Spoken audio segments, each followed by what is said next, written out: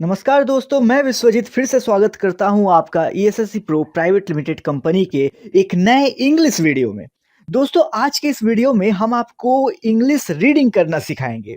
हमारे grammar class में तो हम ग्रामर पढ़ाते ही है, साथ ही आज हम सोचे कि क्यों ना आप लोगों को रीडिंग प्रैक्टिस भी करवा दें। इस वीडियो में हम आपको ये भी बताएंगे कि किस तरह से आप इंग्लिश सेंटेंसेस को पढ़कर समझ सकते हैं। तो चलिए फिर शुरू करते हैं। तो यहाँ पर देखिए दोस्तों, क्या लिखा हुआ है कि you have already read about the different development and working stages of a computer and also about some devices that are associated with its functioning. अब देखिए, इतना लंबा सेंटेंस ये बन गया है, तो अब हम पढ़े कहाँ तक, शुरुआत कहाँ से करें। तो देखिए, सबसे पहले यहाँ पे आप देख रहे हैं कि एंड लिखा हुआ है।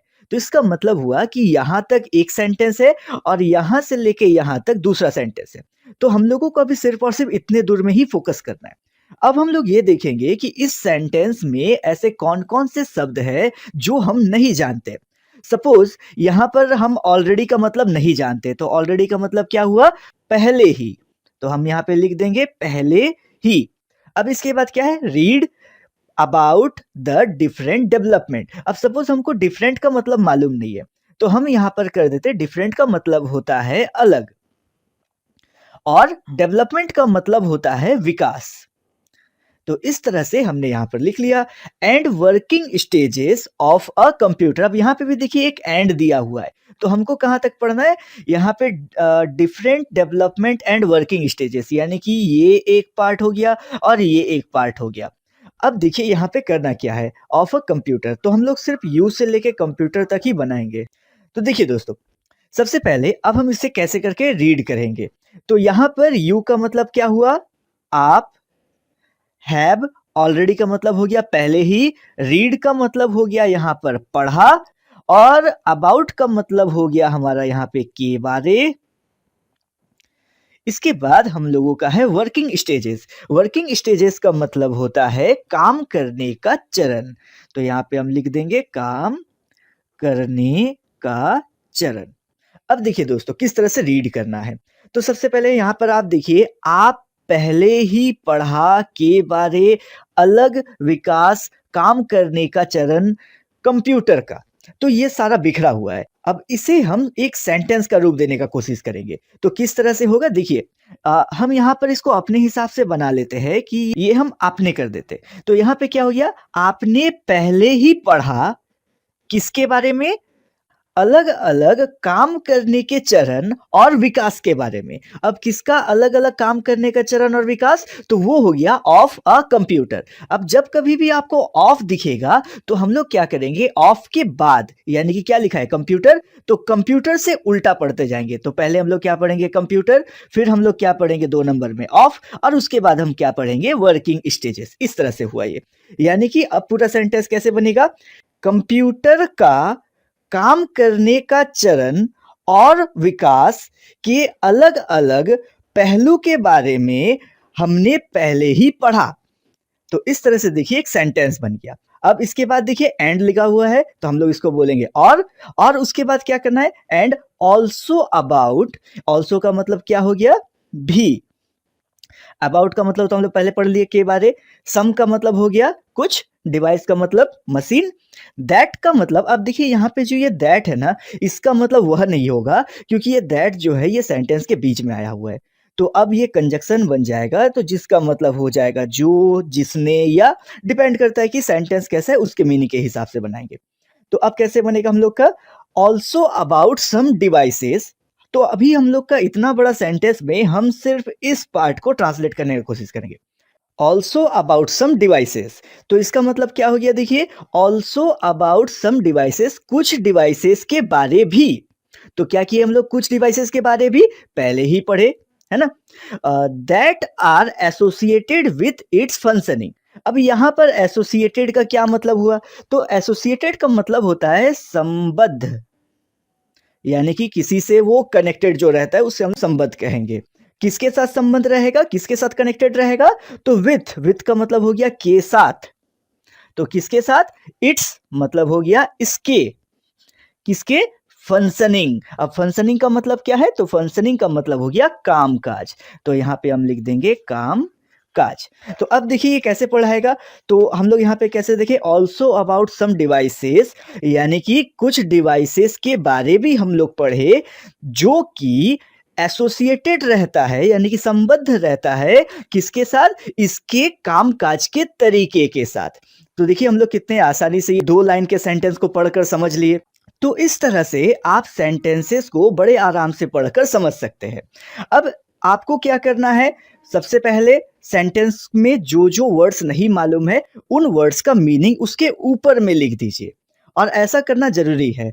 जब आप नेक्स्ट टाइम इस चैप्टर को दोबारा ओपन करिएगा और पढ़िएगा तो आप कैसे पढ़ेंगे, देखिए यू हैव, अब हमको ऑलरेडी का मतलब नहीं पता, यू हैव ऑलरेडी यानी कि पहले ही, रीड मतलब पढ़ा, तो देखिए कैसे पढ़ेंगे, आपने पहले ही पढ़ा, और देखिए हम इसके साथ साथ पढ़ पा रहे हैं, है ना।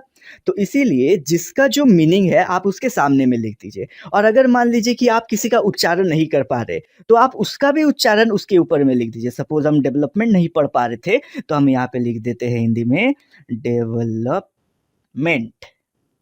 तो अब हम कैसे पढ़ेंगे, उच्चारण प्रैक्टिस करते, मान लीजिए you have already read about the different development and working stages of a computer.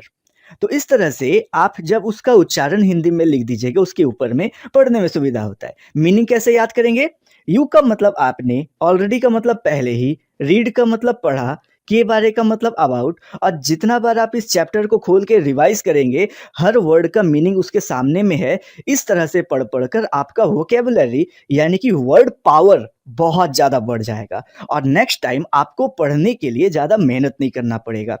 दोस्तों हम जब इंग्लिश पढ़ना शुरू किए थे तो हमको बहुत सारा वर्ड का मीनिंग नहीं मालूम था, और हम क्या करते थे, अपने किताब में इसी तरह से उसका मीनिंग लिख देते थे। तो अगर आप मेरे पुराने किताबों को देखिएगा तो सारा किताब एकदम कचरा हो गया है इसी तरह से लिख लिख के, और इसका नतीजा ये हुआ कि बहुत सारे वर्ड के मीनिंग हमको याद हो गए। तो इस तरह से दोस्तों किताब को साफ सुथरा रख के कोई फायदा नहीं है अगर हम उसका यूज नहीं कर पा रहे हैं ठीक से। तो अगर हमको याद करना है तो हमको एक पैटर्न पर, एक सिस्टमैटिक ढंग पर चलना होगा। तो चलिए फिर आगे बढ़ते हैं। इसके बाद क्या लिखा है यहाँ पे देखिए, to organize all the functions of a computer, comma लगा दिया, यहां तक एक सेंटेंस हो गया। अब हम पूरे को नहीं प्रैक्टिस करेंगे, हम सिर्फ ये वाले सेंटेंस जहां तक कॉमा लगा है इतने को ही हम ट्रांसलेट करने का कोशिश करेंगे। अब क्या बोला, टू ऑर्गेनाइज, टू का मतलब क्या हो गया, के लिए, किसके लिए, ऑर्गेनाइज यानी कि व्यवस्थित करने के लिए।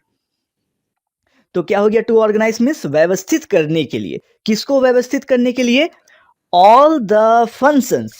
अब फंक्शंस का मतलब क्या है, काम, किसके, कंप्यूटर के सारे काम, ऑल द फंक्शंस को क्या करना है, ऑर्गेनाइज करने के लिए, to organize all the functions, किसका, ऑफ अ कंप्यूटर। और हम आपको बताया था ना, ऑफ जब भी रहेगा तो हम लोग उल्टा पढ़ेंगे, यानी कि एक कंप्यूटर का सभी फंक्शंस को व्यवस्थित करने के लिए।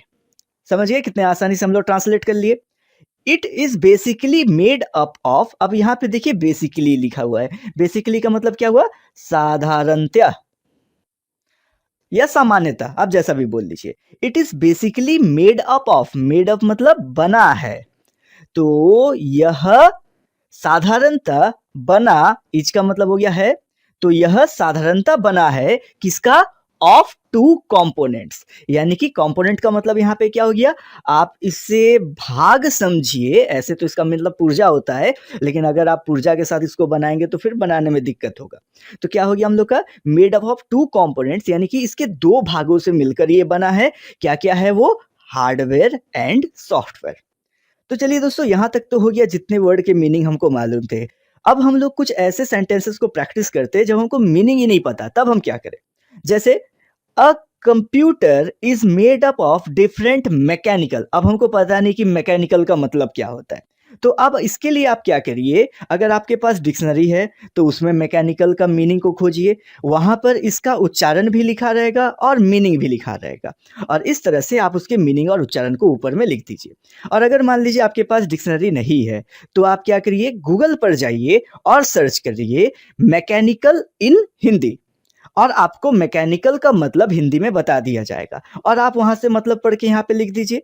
तो बड़ा आसान है आज के ज़माने में किसी भी चीज़ को सीखना, आपको बस सीखने का फ़ोकस यानी कि नज़रिया बना के रखना होगा। तो मैकेनिकल का मतलब हुआ यहाँ पर यांत्रिक, जो मशीनी होता है। A computer is made up of different mechanical यानी कि यांत्रिक, देखिए यहाँ पे सेंटेंस कैसा है। अ कंप्यूटर, एक कंप्यूटर बना है अलग-अलग यांत्रिक और इलेक्ट्रॉनिक मशीनों के साथ। विच, अब यहाँ पे विच का मतलब हो जाएगा जो, विच हेल्प द, विच क्या करता है, हेल्प करता है, जो हेल्प करता है किसको, the software to work in its process. तो इसका मतलब क्या हो गया, जो हेल्प करता है सॉफ्टवेयर को ताकि वह वर्क मतलब क्या हो गया, काम कर सके। तो इस तरह से आप जब इसे ट्रांसलेट करेंगे तो अपने शब्दों के हिसाब से उसे ट्रांसलेट करें। इसके लिए सबसे पहले आपको अपने ऊपर विश्वास रखना है कि हम जिस तरह से सेंटेंस को एक मीनिंग दे रहे हैं वो सही होगा। जैसे कि हम लोग यहाँ पे अगर पढ़ेंगे, आपने पहले ही पढ़ा के बारे अलग विकास काम करने का चरण। अब देखिए सारे शब्द बिखरे हुए हैं, अब इनमें से मीनिंग किसी का भी नहीं है। अब इन्हीं सारे शब्दों से मिलाकर आपको एक मीनिंगफुल सेंटेंस बनाना है। एक ऐसा हिंदी का सेंटेंस बनाइए जिसको आप समझ सके और अपने समझने के अंदाज में आप उसे याद करिए। बाद में देख लेंगे, अपने टीचर से पूछ लेंगे कि हम जो पढ़े, हम जो उसका मीनिंग समझे सही था या नहीं था। तो आप यहाँ तक समझे। तो माय डियर फ्रेंड्स, यहाँ पर अभी बात ऐसा है कि अगर आप इसे घर पर प्रैक्टिस करेंगे तो डेफिनेटली बहुत सारे अलग-अलग तरह के प्रॉब्लम आपको फेस करने पड़ेंगे। और ऐसा भी हम नहीं बोल सकते कि आप हमें कमेंट करके बताइएगा और हम आपका सॉल्यूशन देंगे, क्योंकि इनमें से बहुत सारे ऐसे चीज़ है जिसको हमको दिखाकर समझाकर बताना होगा। तो इसके लिए आप हमारे ऑफलाइन क्लास में आइए, हम बहुत डिटेल में बहुत देर तक इन सारे चीज़ों को डिस्कस करते हैं और प्रैक्टिस करते हैं। तो इसी के साथ हमारा आज का क्लास को हम लोग यहीं पे क्लोज करेंगे। Wish you very all the best and get success. धन्यवाद।